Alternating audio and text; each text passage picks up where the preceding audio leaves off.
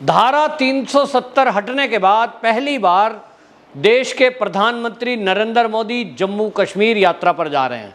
और ये जो यात्रा है, ये माना जा रहा है कि एक तरह से ये बीजेपी की तरफ से चुनाव की शुरुआत है, क्योंकि अभी आपको जैसे कि हम पहले भी बता चुके हैं कि परिसीमन आयोग की रिपोर्ट आने वाली है और उसको अभी तक जो ऑब्जेक्शन है ये मांगे गए थे, और उसके बाद ये माना जा रहा है कि अगस्त सितंबर महीने में कभी भी चुनाव हो सकते हैं, जिसकी घोषणा आप देखें कि जून जुलाई में हो सकती है। और इसीलिए भारतीय जनता पार्टी जिस तरह से करती है कि जिन राज्यों में चुनाव हो वहाँ की शुरुआत वो बहुत पहले से तैयारी कर देती है, और इसी कड़ी में ये भारतीय जनता पार्टी की तैयारी है। लेकिन धारा 370 हटने के बाद जिस तरह से जो विपक्ष है देश का वो चुनौती दे रहा था कि यहाँ तिरंगा उठाने वाला भी कोई नहीं बचेगा, इस तरह की भाषा का इस्तेमाल किया गया था, जम्मू कश्मीर की जनता को भड़काने की कोशिश की गई थी। उसके बाद ये जो मोदी जी का एक कार्यक्रम होने जा रहा है, देखने की बात ये होगी कि ये कार्यक्रम कितना भव्य होने वाला है और इसमें जम्मू कश्मीर के लोग ये कितने संख्या में और किस उत्साह के साथ शामिल होते हैं। सारी मीडिया, और ये भारत की मीडिया नहीं, इंटरनेशनल मीडिया की नज़र इस कार्यक्रम पर है। असल में ये कार्यक्रम है सांबा जिले में, और पंचायती राज दिवस का कार्यक्रम है। मोदी जी की अगर बात करें तो 2014 से लेकर आज तक एक बार इस कार्यक्रम में वो शामिल नहीं हुए हैं, लेकिन उसके बाद से हर साल इस कार्यक्रम में वो शामिल होते हैं। और जो पंचायती राज के तहत आने वाले पंचायत के प्रमुख हैं उन सबसे इंटरेक्ट करते हैं वो। जब कोविड का टाइम चल रहा था तब कभी कभी ऑनलाइन तो कभी ऑफलाइन वो मिलते हैं।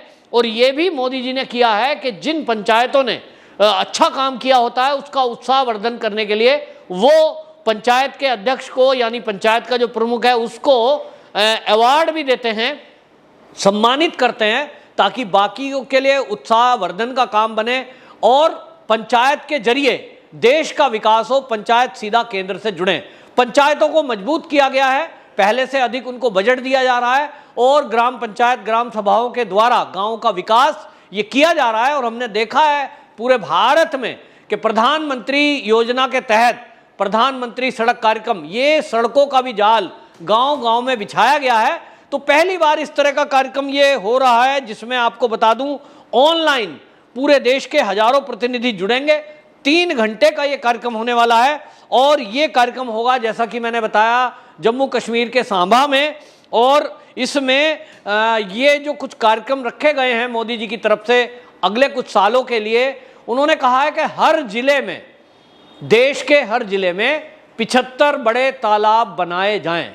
ये इसलिए हो रहा है क्योंकि पूरी दुनिया में पर्यावरण को लेकर एक चिंता प्रकट की गई है, जल संचय को लेकर एक बड़ी चिंता है। और हमारे देश में भी हम देख रहे हैं दुनिया में जहां जल को लेकर केवल चिंता की जा रही है, भारत में जल स्तर नीचे जाता जा रहा है। जो लोग गांव से जुड़े हुए हैं, जिन लोगों के बोरिंग होते हैं, नल से पानी निकलता है, हैंडपंप से, उन्होंने देखा होगा कि जो बोरिंग आज 50-60 फीट पर पानी आ जाता था वो 200, 250 और 300 फुट पर पहुंच गया है। तो जल स्तर भूमि का घट रहा है, नीचे जा रहा है, ये एक चिंता का विषय है। और जो भविष्यवाणियां अभी तक वैज्ञानिकों की हुई हैं, उन्होंने तो यहां तक कह दिया है कि अगला जो युद्ध होने वाला है, विश्व युद्ध, वो जल को लेकर होगा। यानी पूरी दुनिया में जल की त्राही मचनी है। और इसी को देखते हुए भारत ने अपनी तैयारी पहले से ही शुरू कर दी है। मोदी जी यहां ग्राम सभाओं को, पंचायत को घोषणा करते हुए ये तैयारी कराने वाले हैं कि हर जिले में 75 तालाब बने। पहले से ही आपको बता दूं कुछ गांव ऐसे हैं जहां जल संचय का, हमारे यहाँ तो भारत में, मैं गांव का जुड़ा हुआ हूं, हमने देखा है कि पूरे गांव का पानी नालियों के जरिए होता हुआ, इस तरह की नालियों की व्यवस्था बनाई जाती है कि वो एक तालाब में इकट्ठा हो और उस तालाब में बाकायदा मछली पालन होता है। तो मछली पालन से कुछ लोगों का रोजगार होता है, तालाब से जानवर भी पानी पी लेते हैं, वो तालाब से गांव का जो जल स्तर है वो मेंटेन रहता है। इस तरह की टेक्नोलॉजी हम पहले से अपनाते आए हैं, लेकिन आज आधुनिकीकरण हो गया है, पक्की नालियां हो गई हैं और उसके बाद तालाबों पे कब्जे हो गए हैं या तालाब बनाने का कंसेप्ट लोग भूल चुके हैं। वहीं आज सरकार ने बड़ी बड़ी बिल्डिंगों को बनाने की जो कंपनियां हैं उन सबको भी इस चीज़ के लिए बाउंड किया है कि जब वो बड़ी कहीं बिल्डिंग बनाए तो उसकी छत पे पानी इकट्ठा हो और वो नीचे पाइपों के जरिए जमीन के अंदर जाए। तो ये जो एक परंपरा है उसको निर्वाह करते हुए मोदी जी वहां से घोषणा करने वाले हैं। और इस कार्यक्रम में खास बात यह है कि कई देश और विदेश के बड़े कंपनी वाले लोग आने वाले हैं।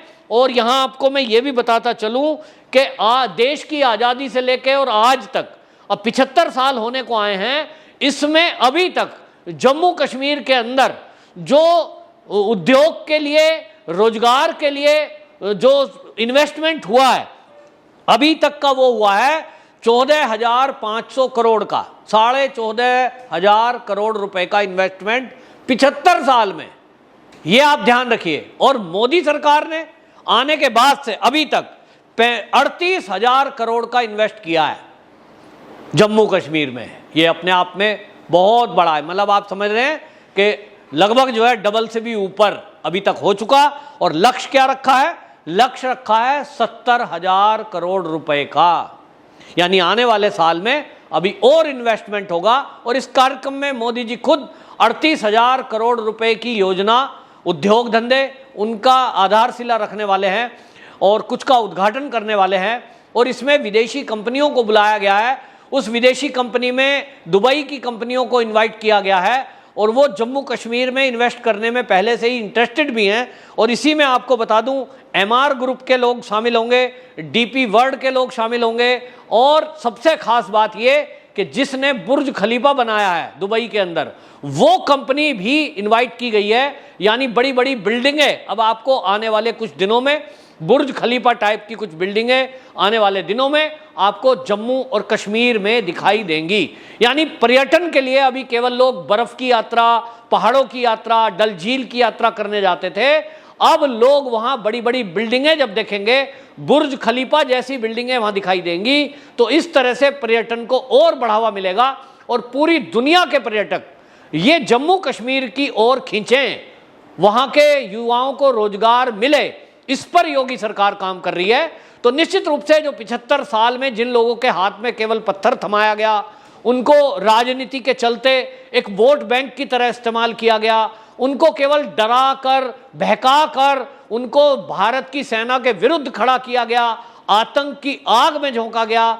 आज मोदी सरकार उन युवाओं के हाथ में कंप्यूटर और अपने रोजगार पैदा करने के, सृजन करने के यंत्र संयंत्र देना चाह रही है और दे रही है। और यही बदलाव है। और इसीलिए मोदी सरकार अब चुनाव के जाने के पहले कम से कम पूरी दुनिया को एक संदेश देना चाहती है इस कार्यक्रम के जरिए कि अभी तक इस जम्मू कश्मीर को धारा 370 लगाने के कारण से जिस तरह से भारत से अलग थलग रखा गया, इसको विकसित नहीं होने दिया गया और इसको मिलने वाला जो फंड था जम्मू कश्मीर को विशेष राज्य के दर्जे के तहत, उसको लूट खाया गया केवल 2-3 खानदानों के द्वारा।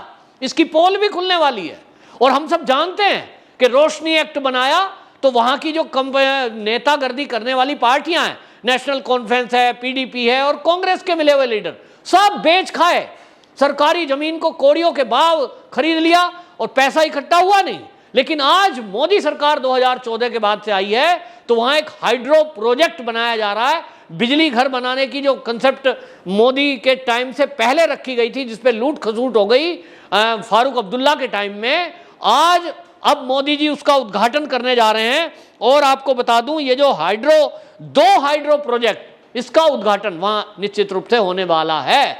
तो ये एक बड़ा संदेश है कि जिन लोगों ने आपको 75 साल देश आजादी के बाद से गरीब रखा और वहां के युवाओं को रोजगार सृजन नहीं किए, आज 14 के बाद से अब तक देखिए 7 साल हुए हैं, 7 साल में इतना विकास। यानी अगर कोई करना चाहे तो क्या नहीं कर सकता। वहीं धारा 370 लगाकर उनको ये कहते रहे कि बाकी अगर धारा 370 हट गई तुम्हारी जमीन चली जाएंगी, यहां तो तुम्हारा रहना मुश्किल हो जाएगा, इस तरह की बातें की गई, यानी भड़काया गया। अब वहां के लोग सच्चाई जान चुके हैं और इसके कारण से अब आपको बता दूं कि लोगों के मूड में अब ये समझ में आ गया है कि जिस भाजपा को अभी तक हमने एक वोट नहीं दी, उस भाजपा ने हमारे लिए इतना कुछ किया। तो अब अगर वो केंद्र के बजाय राज्य में भी आ गई तो डबल इंजन की सरकार क्या नहीं कर सकती। और यही मैसेज मोदी जी देने जा रहे हैं। और ये जो पंचायती राज का कार्यक्रम है, इसमें बाकायदा जो पंचायती राज मंत्री हैं गिरिराज सिंह शामिल होंगे, मनोज सिन्हा शामिल होंगे, और वहाँ की जो जनता है लोकल वो लोग आएंगे। इसमें जम्मू कश्मीर के 75 स्टॉल लगाए जाएंगे जिसमें वहाँ के लोकल प्रोडक्ट होंगे, और उसको भी आपको बताएं बढ़ावा देने के लिए ये सब वहाँ मीडिया के जरिए प्रचारित किया जाएगा। मोदी जी का अपना एक तरीका है ट्रेंड कराने और करने का, तो निश्चित रूप से ये फोकस किया जा रहा है। और चुनाव जब आएंगे, जिस तरह के अभी तक लोग सोच रहे हैं बीजेपी वहाँ कहाँ से आ जाएगी, बीजेपी का वोटर तो वहाँ है नहीं, तो भैया जम्मू रीजन में तो है, अब कश्मीर में बनाना है तो कश्मीर के लिए लोकल लीडर बहुत सारे ऐसे हैं जो देश के बारे में सोचते हैं, कश्मीर के हित के बारे में सोचते हैं, और जो मोदी जी के नेतृत्व में विश्वास करते हैं, जिन्होंने मोदी जी के काम को देखा है और वो सराह रहे हैं, वो लोग बीजेपी के साथ आ रहे हैं। और मैं पक्के तौर पर आज कह सकता हूं, पक्के तौर पर एक राजनीतिक विश्लेषक होने के कारण, कि आप देखेंगे कि इस चुनाव में विधानसभा का जो जम्मू कश्मीर का चुनाव होगा, भारतीय जनता पार्टी का ही मुख्यमंत्री जम्मू कश्मीर में बनने जा रहा है। देश की आज़ादी के बाद पहली बार 75 साल में एक इतिहास ये रचने जा रहा है। वंदे मातरम।